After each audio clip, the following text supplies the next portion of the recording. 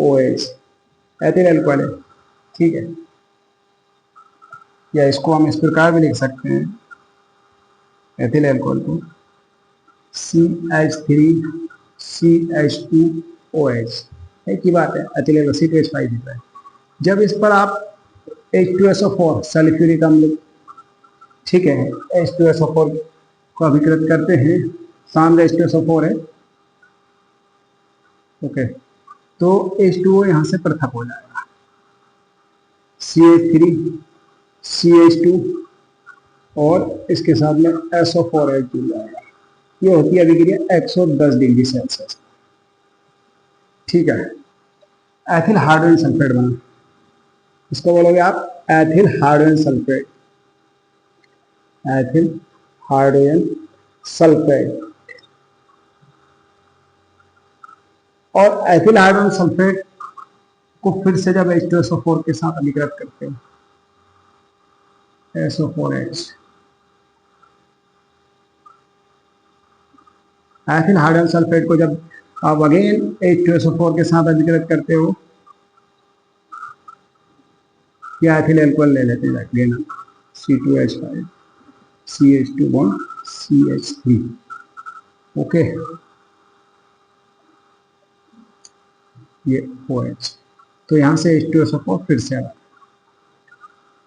140 degree Celsius temperature रहता है approx, ठीक है। CH3 और CH2O बचाए और इधर CH2 और CH3, क्या अलग हो गया है, H2SO4 जो वहां पे मिला, ठीक है। इसको बोलेंगे डबल एथिल है तो डाई एथिल, और इथर समूह है तो डाई एथिल इथर।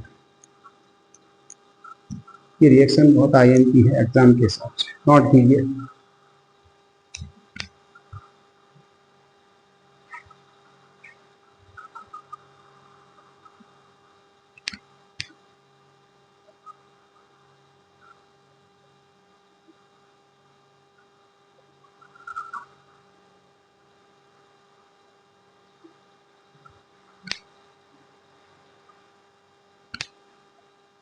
ठीक है, हमने क्या किया, एथिल एल्कोहल लिया, एथिल एल्कोहल लिया है, और एथिल एल्कोहल पर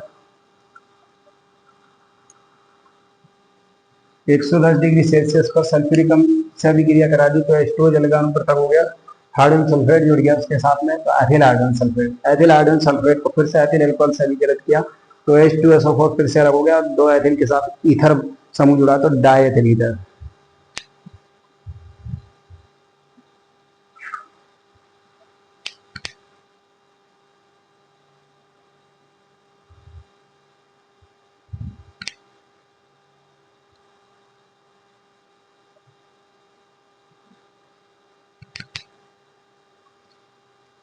ठीक है, ओके।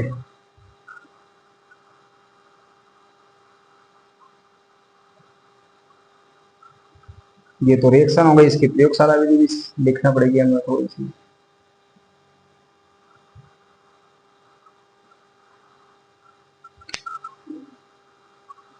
हो गया, इसमें लास्ट में ये लाइन लिखना है आपको, नीचे लिख दीजिए, प्रयोगशाला में die ethyl ether ethyl alcohol पर सांद्र सल्फ्यूरिक अम्ल डाई एथिल ईथर को एथिल एल्कोहल, प्रयोगशाला में die ethyl ether ethyl alcohol पर, डाई एथिल ईथर को एथिल एल्कोहल पर सांद्र H2SO4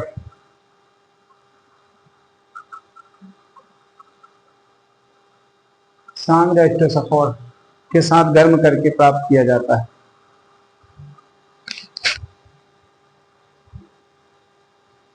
गर्म करके प्राप्त किया जाता है।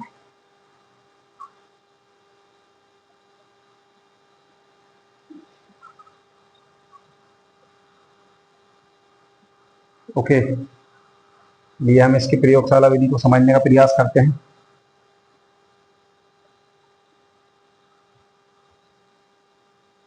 ठीक है, तो एक गोल पेंजी का फास्ट लेते हैं, ठीक है।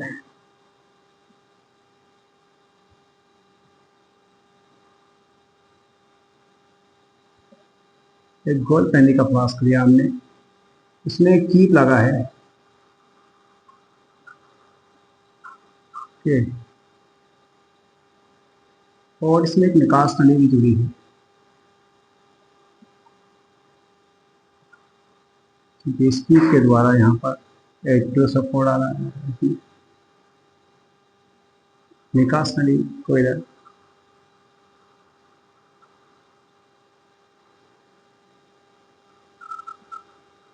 ये संघनित्र जोड़ देते हैं निकास नली के साथ, जो वाष्प बनेगी उसको ठंडा करने के लिए।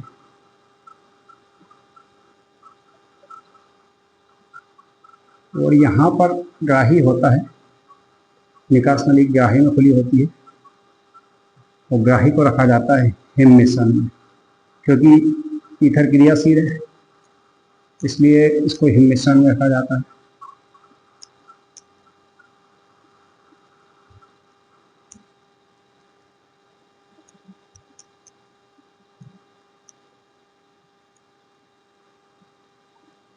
ठीक है, ये हिम मिश्रण, और फ्लास्क में लिया जाता है एथिल एल्कोहल,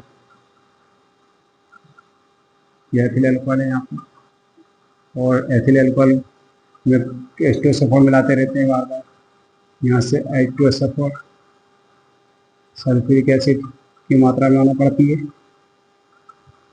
क्योंकि इसकी सांद्रता घटती है H2SO4 की यहाँ पर।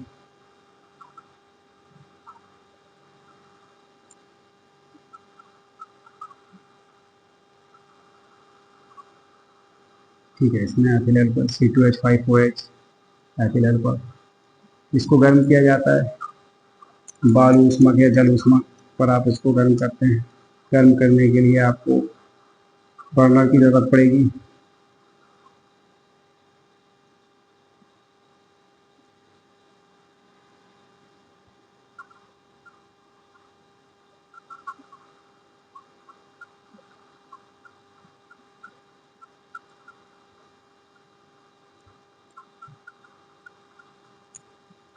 ये बर्नर है और ये बालू ऊष्मक है।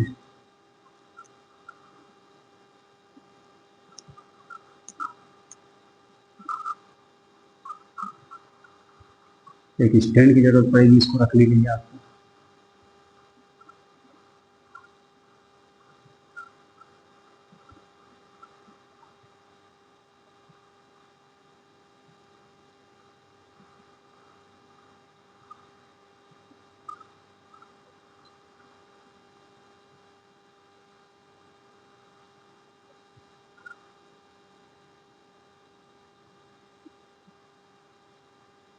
ठीक है, ये यहाँ पे, और ये हमारा संघनित्र है जिसमें से जल प्रवाहित किया जाता है, जो कि वाष्प को ठंडी करके द्रव रूप में लाता है। इसमें भी एक स्टैंड लगा दी जाए।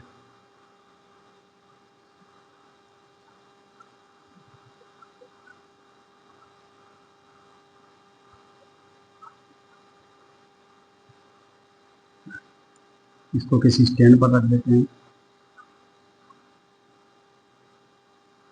ठीक है, ये ग्राही है, हिम मिश्रण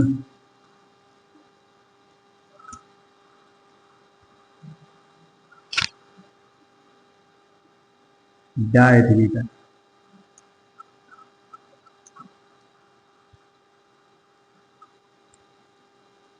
ठीक है, ये संघनित्र है।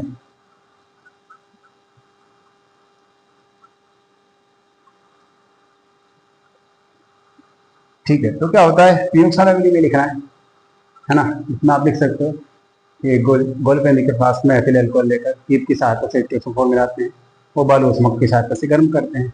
गर्म करने पर डाइथिलिटर की वाष्प बनती है, जिसे संघनित्र द्वारा ठंडा करके निकास नाली से ग्राही में प्राप्त कर लिया जाता है। ग्राही ग्राही में जो है कि डाइथिलिटर होता है, और ग्राही हिम मिश्रण में रखा जाता है, क्योंकि डाइथिलिटर की सक्रियता अधिक है। और ये हो जाएगी इसकी प्रयोगशाला में।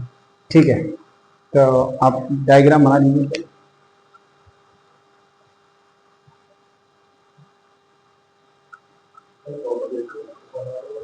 ठीक है,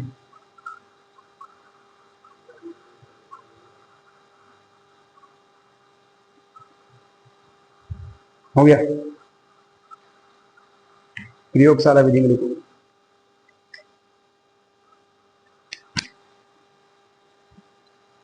एक गोल बेनी के पास में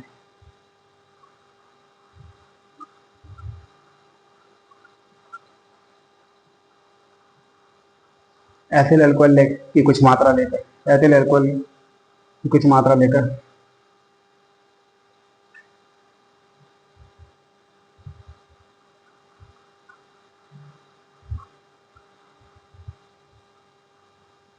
कीट की सहायता से H2SO4 मिलाते हैं। कीट की सहायता से H2SO4 मिलाते हैं।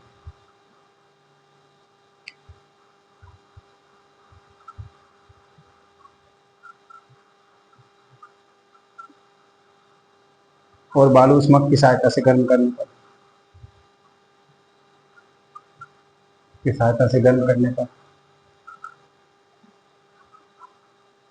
गर्म करने पर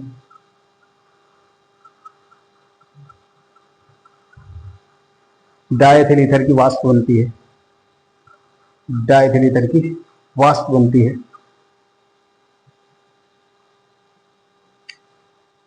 बालू उष्मक की सहायता से गर्म करने पर डायथिल ईथर की वाष्प बनती है, जिसे निकास नली द्वारा संघनित्र द्वारा ठंडा करके